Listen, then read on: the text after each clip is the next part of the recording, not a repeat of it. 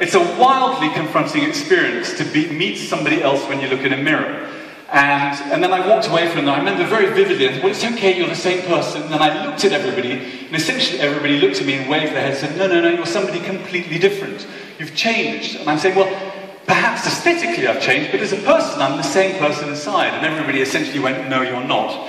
So to cut a very long story short, I ran away to find myself, my identity, and perhaps ultimately to find empathy.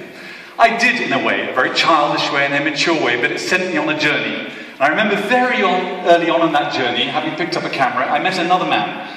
This man, Edward Sheriff Curtis. Now, I'm sure some of you know him. He's my icon. He's my inspiration. He's my idol. I've just produced one book. He spent 30 years, he was mocked, he died bankrupt, he died in shame, and 95% of his images were destroyed. Until the early 1970s, a few re-emerged, and people put their hands over their mouths, went, look at what we've lost, and look at who we've become. Perhaps, to be honest, I'm not original, and I was inspired by Edward Sheriff Curtis, and I'm copying him. I've gone on my own journey. And I've gone off around the world, and much the same way as he did with the Native American Indian, I've tried to find the world's last indigenous cultures, tribes. Find sounds a bit arrogant because they've been found before by other people, but I've tried to meet them. But I've tried to meet them in a very, very particular way. Much in the same way he did, but in a way of glory, in a way of iconography. I wanted to put them on a pedestal, I wanted to celebrate them, and I wanted to present them to you. And I wanted these images for us to ask questions. So, this journey, up until a few years ago, was still very instinctive, still very childish, still very naive, to be very honest, but it was very much from my gut. It was what I felt I had to do. But what it would account to, I had no idea until I published this book. This is about 1.5 years ago. And I published the book, and due to the images and the story of what I did was published in about 6,500 publications. So it spread. It was quite extraordinary. And then once it spread, everybody started coming and saying, Jimmy, what is this? Who are you? What are you? Where are these people? Are you like Edward Curtis? Isn't this just fake? Haven't you all set this up? This is insignificant. This is important. You will end up like him. A lot of compliments, but enormous amounts of criticism as well. So I had to become accountable. I had to go beyond saying, well, this is just what I felt. It's this romantic feeling. And I had to go deeper and deeper and deeper and deeper and start asking, what on earth is this about? What on earth are these pictures about, and what are these stories about? And what am I ultimately trying to communicate to you this evening? So a couple of anecdotes here. I have a number of young people working for me, far more intelligent than I am. They said, social media, you've got to get on, Jimmy. So we were very busy. And then within a few sort of online rumours started, and then one particular gentleman up here started accusing me of wrong-headed obsession with vanishing indigenous cultures. This is where I want to begin. This is what I want to talk to you about this evening. It is a massive obsession, an obsession I want to share, but it's not wrong-headed in its slightest. And the first question everybody always asks me is very, very simple. And I need Roy. Where's Roy? Come, I need you on the audience. I need a tribal chief, okay? So for all intents and purposes, I've met one. Come, Roy. Come stand here. So this is a little bit of theatre, bear with me. But everybody says, Jimmy, if you don't have your translators, how on earth do you communicate? How do you make these pictures? Well, this is essentially how it goes. It's a little bit symbolic, but bear with me. You arrive in a village to all intents and purposes of cannibals. Now these people, I'm not going to steal their soul, and we'll talk about that in a minute. Whatever money or positions I have, they don't need. It's utterly and utterly irrelevant. But what they do want to feel in control. So you have to invert it, you have to give them the feeling very, very, very quickly.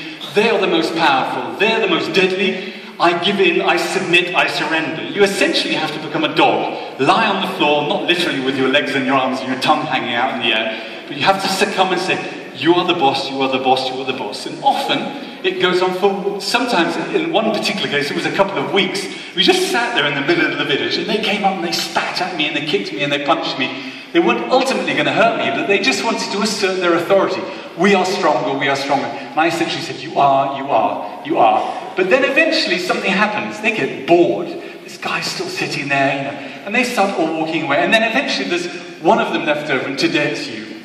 And you're a little bit more curious, so we start making eye contact, and I start daring to look at you in your eyes. And then I sort of sidle up to you again, much like a dog, and I start to touch you, and you flinch, and then I touch your arm and go, it doesn't matter what language you use, When you say that to someone, you raise your arms, and you start worshipping, you start praising, you say, you are truly, oh, amazing. If you lift your hand there, lift your hands there. Oh, you're amazing. Wait, don't, stay there. And then in this box here, I don't have a digital camera. I've got a 50-year-old 10x8 plate film camera. I start slowly building it, or 4x5, depending on the situation, putting it on a tripod. But those of you who know, it's very tedious, very cumbersome. And if it's minus 40 degrees centigrade or plus 40 degrees centigrade and you're about to be eaten by a cannibal, you're sweating, and you're sitting there and you're building this stupid contraption. And you've only got about 4 or 5 plates left, but I'm looking at you and I'm building it, I'm lining up the plates, I'm looking. It's amazing. Shh, wait. And then eventually it's in focus. And I keep getting lower. If you sit up straight, it's phenomenal. Keep going. Oh, you're so handsome. This goes on for hours and hours. A little bit closer, but stay, and you're focused. Bit more this, and you go backwards and forth. And then you build up into this sort of psychosis of looking and observing, and then eventually everything's like, oh, it's amazing. Shh, I'm ready. And then you look around you, take the light, and say, it's too dark. I need light.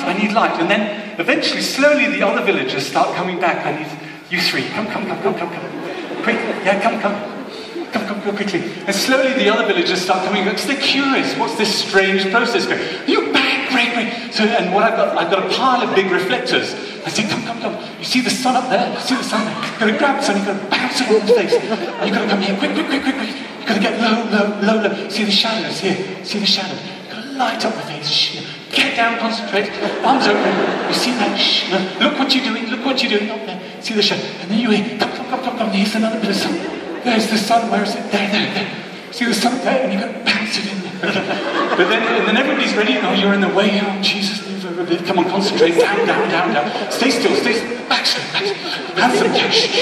And the other thing is you forget the sun's moving. It's not like the studio. Oh, Jesus, we've got to start again.